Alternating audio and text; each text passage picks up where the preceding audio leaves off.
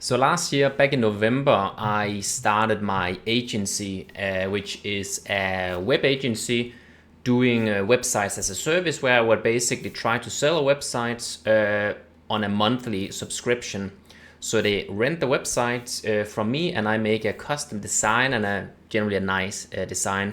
The method for me that I tried out since November and then for like 3, 4, 5 months was cold outreach, where I did 1,700 emails.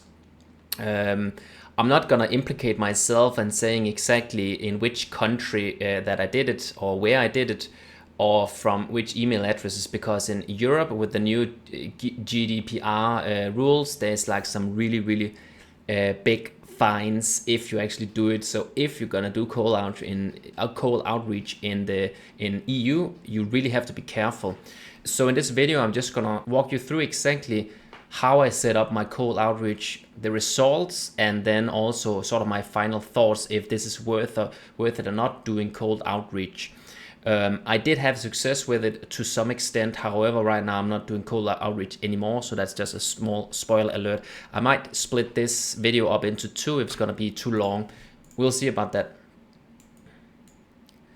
Okay, so first of all, what you have to be aware of when you do cold outreach in EU, there's a very strict spam rule. You can't send an email to any person, business or private, that's deemed as spam, and that's basically reaching out to someone through email or other means. It can also be a message on Instagram, LinkedIn, without them consenting you to do so. So they actually have to reach out to you first before you are allowed to send them anything. There's certain exceptions where you can reach out to people. That's, for example, if you have an e-commerce store and people buy something from you, okay, you're allowed to send them relevant information about the product, if it's out of stock or something like that. Or there's also some other cases, but in those very small cases, you can't include anything related to you want to sell something to the customer. So actually reaching out to people trying to sell something is completely illegal, basically in the whole EU. So you have to be careful about that. The fines, it depends on the country, I believe. So the country where I did cold outreach, the fines starts at around $10,000, and then in the currency, and that can be for just one email. So if you send one email and you get caught, then it starts at $10,000, and then it just goes up from there. So it's gonna start from $10,000, and then you will be fined. I believe last time I checked, it's around $20 per email. And so if you send 100 emails to the same person, it's gonna be 100 times 20. The probability of actually getting caught is probably very slim. So what they normally do is they're gonna go after the big companies that have a large email list and then spam their email list from someone that has not consented. That's also why when you go to any, let's say, e-commerce store, the subscribe to newsletter in Europe cannot be pre-checked or cannot be a requirement. It's something that they have to consent to in order to actually subscribe to the newsletter. Otherwise, can be caught. There's not really that many people that get caught or get a fine, but it does happen. It does happen, and I've seen several examples once in a while. So obviously, and I'm not gonna tell anybody to do something illegal, but if you actually had to do cold outreach in Europe, you would want a domain that's completely anonymous. So that's a .com domain you want to use, and you want to have it anonymized because like if you get certain domains in Europe from certain countries, your address and your information is actually connected with that domain. So it's very easy to find out. Let's say that you use an email address with that domain that has your address assigned to it. Well, it's very easy for someone to actually figure out who is sending these emails. So you want to have an email address with .com that is relatively personalized, that sounds like your business, sounds like your name, and then have it not connected with your own person or your own business. And it should not be connected with a website. That's sort of how you can, save yourself these troubles. The way that I chose to go about this was to reach out to people, and I didn't even want to sell them anything. I would just reach out to people and say, hey, I saw something on your website that could, you know, improve, could be changed to improve the amount of, you know, leads they would get or customers they would get. So I would basically reach out to these people in a very short form saying, hey, I know what you can change to this website. Do you mind if I send you a video? So that was sort of the premise of these emails. I'm gonna go more into exactly how I did it and how I made the emails. So actually, to get the leads is sort of the first step, right? So and I believe that if you want to have any kind of success with doing cold outreach, you should not be using these large lists of emails from these other providers. You need to curate your own leads. And the reason I believe that is simply because, well, so many other people are using the same list, right?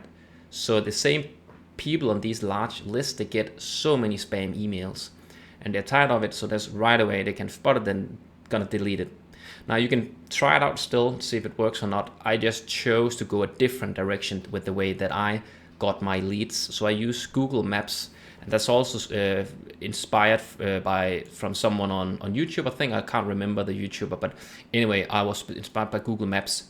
So basically, what I would do, I had actually a guy in Africa helping me with this, and it's something you can automate with a script. And I was kind of working on it, but I never actually finished it. But anyway, so what I would do is I would give him a keyword for niche. So this could be a window cleaner, for example, and I had him go to a specific country that I would target. Let's go from the top to bottom, just take the whole country, all the cities, and then move the map a little bit, type in the keyword, fetch all the emails from the results, put it into a spreadsheet, so on and so forth. For a given country, small country with about 6 million people, I got about anywhere between 400 and 1,000 websites.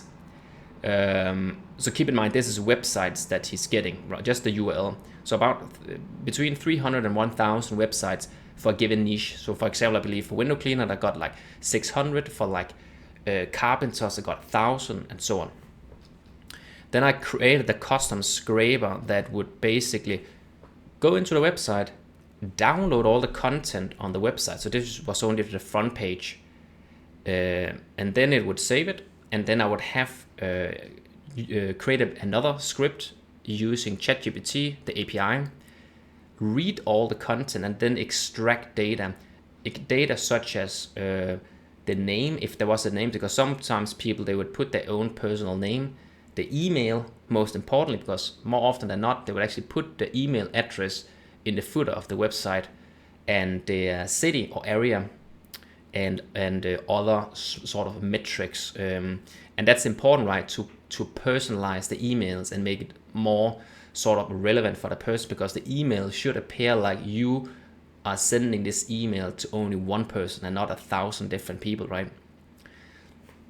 And then not all the time I would get enough data from this ChatGPT. It worked generally well, but sometimes you would have to enrich the data. So I would have the same guy do that. So the total cost per lead was around 30 cents for me. That's sort of the amount that I ended up actually paying per lead. So that's around $500 for 1,700 leads that I did. I think I actually have more than that. But that's at least the amount that I reached out to through cold outreach.